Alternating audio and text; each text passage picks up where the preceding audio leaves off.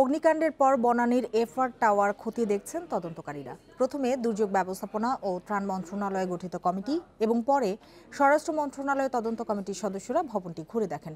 এদিকে দগ্ধ হয়ে সম্মিলিত সামরিক হাসপাতালে চিকিৎসাধীন আবু হেনা মোসাফার মৃত্যু হয়েছে। এ নিয়ে নিহতের সংখ্যা বেড়ে দাঁড়ালো ২৬ জনে।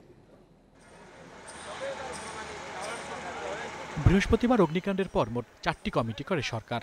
তার ধারাবাহিকতায় দুর্যোগ ব্যবস্থাপনা ও ত্রাণ মন্ত্রণালয়ের তদন্ত কমিটির ৯ সদস্য ঘুরে দেখেন এফআর টাওয়ার। পরে তদন্ত দলটির প্রধান জানান, ভবনের ৮, ৯ ও ১০ তলায় অগ্নি নির্বাপন ব্যবস্থা অকার্যকর ছিল। তাই রোববার সকাল থেকে দুপুর পর্যন্ত ভবনটির আগুন লাগা তলাগুলোতে যারা অবস্থান করছিলেন তাদের কথা শুনবে তদন্ত কমিটি।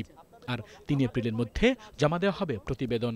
আজকে ভিজিট করেছিলাম, স্থানটা দেখেছি, হিয়ারিং নেব লোকজন যারা এখানে এফেক্টেড হয়েছে, বিশেষ করে ৮, ৯, ১০ তলা যেখানে আগুন, সেখানে লোকজন। আমরা গতকাল ২-৩টা হাসপাতালে যে রোগীদের সঙ্গে কথা বলেছি, যারা চিকিৎসাধীন আছে, তারা কিভাবে কি দেখেছে, কিভাবে এফেক্টেড হয়েছে, এই জিনিসগুলো আমরা জিজ্ঞেস করে জানার চেষ্টা করেছি। আগামীকাল আমরা সকালে যেটা বললাম ১০টা থেকে ১২টা পর্যন্ত আমরা ওপেন হিয়ারিং, বিশেষ করে যারা ৮, ৯, ১০ তলায় যারা ছিলেন, যারা কাজ করেছেন, তারা কিভাবে এটা মনে করেন যে কি হয়েছিল। এর পরপরই ভবনটিতে তদন্তে আসেন স্বরাষ্ট্র মন্ত্রণালয়ের কমিটি। পরিদর্শন শেষে তারা জানান, জরুরি বহির্গমন সিঁড়ি সরু হওয়ায় হতাহত বেশি হয়েছে। আর এই সিঁড়িটি মাত্র ২৪ ইঞ্চি।